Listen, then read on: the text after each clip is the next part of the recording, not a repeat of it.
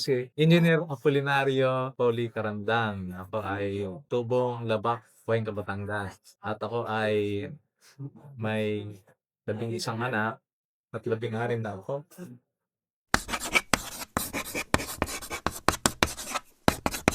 Minsan kasi sana maaga kaming nagnegosyo. Halimbawa ako, um, sa buhay ko, ang ano ko kung ibabalik uli, sana na-balance yung oras, ang pinakamahalaga na minsan nangyari sa buhay mo na hindi mo na atinad na mahahalagang oras sa pamilya mo. Sa umaga, unahin muna, salamat. Tapos magdadasal kung may oras pa. Tapos yun yan, magtatrabaho. Pero kailangan yan sa pagtatrabaho mo. Nung una kasi workaholic din ako, eh, nung una. Pero ngayon nakakapagod na.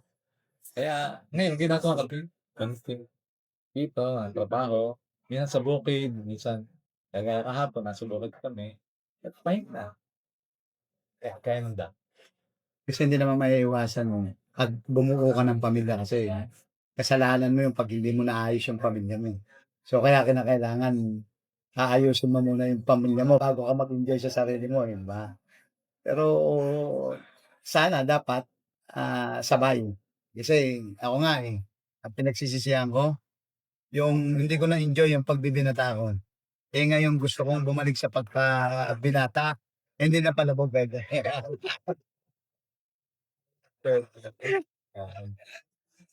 Kasi sa'kin may mga level yan, eh. Number 1 siyempre naman, tapos pangalawa yung pamilya, pangatlo yung trabaho, pang-apat yung sipig. Halimbawa meron kang kotse, eh, di mag-share ka naman sa iba. Tapos pinakahuli ko sa baba sosyalan. So, kung ano kayo, sino ang unang mahal niyo, sinong pangalawa at sinong panghuli? Ako Ah. siyempre yung asawa ko naman, asawa ko.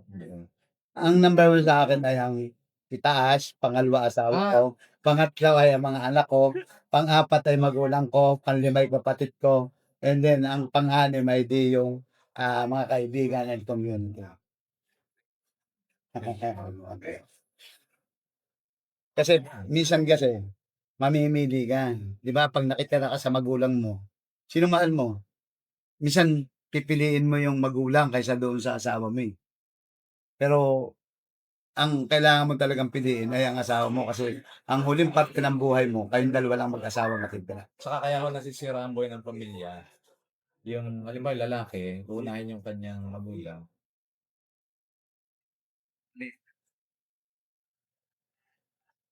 Anak at magulang, anak at asawa, asawa.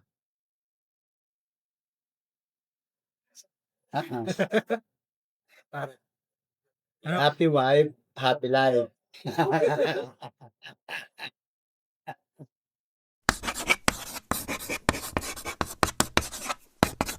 So, ano ang pinakamahirap na parte para mag-success yung leadership nung isang tao?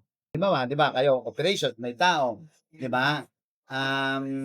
Hindi mo naman kayang mapatakbo ng maayos 'yan ng wala kang sikreto, oo. 'di ba? Hindi, ang sikreto lang diyan, tao din. Kasi, sa management sabi nga management you manage your business through people.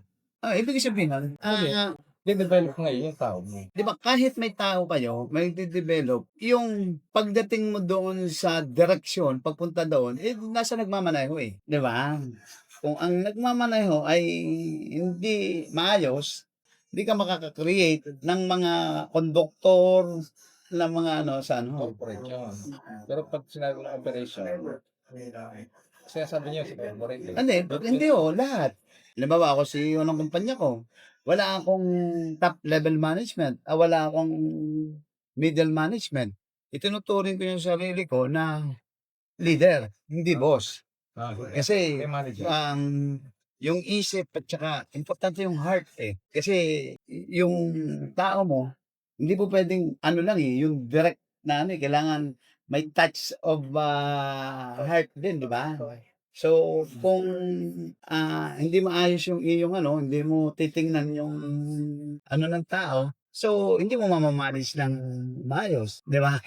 So, ibig sabihin, even top level management, yung CEO, yung management naman, 'di ba? Yung 'pag nandoon ka na, yung head ng human resource, finance, ng operations, nanggaling naman doon sa baba yun, eh. Hindi sila makakapag-execute din ng mga policies, ng mga direction, ng hindi nila nasubukan na gumana muna doon sa baba at sa maliit, eh, di ba? Ang akin po kasi, di ako lang, solo-solo. Ako nga yung nagsimula akong ahente, akong pinante, akong driver.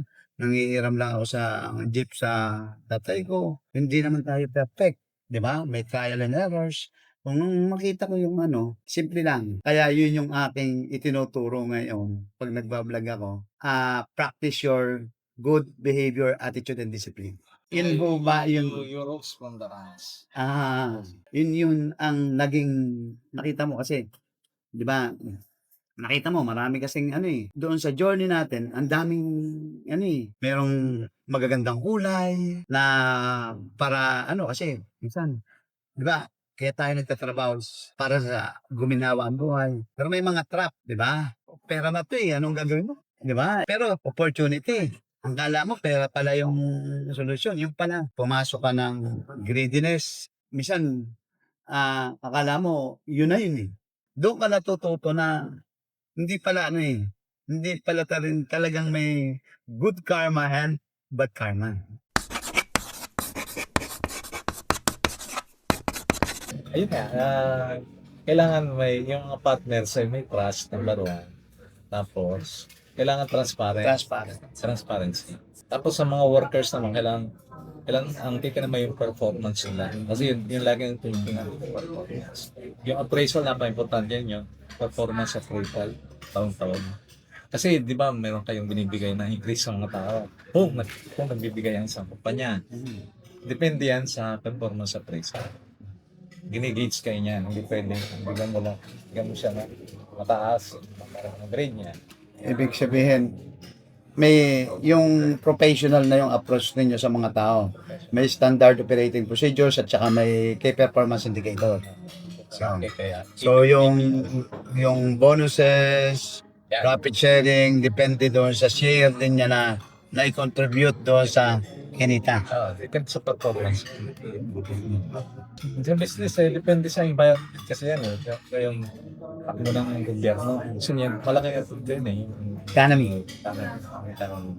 Siguro yung consistency of focus ng business. Yung grupo. Mission at saka vision talaga. Vision.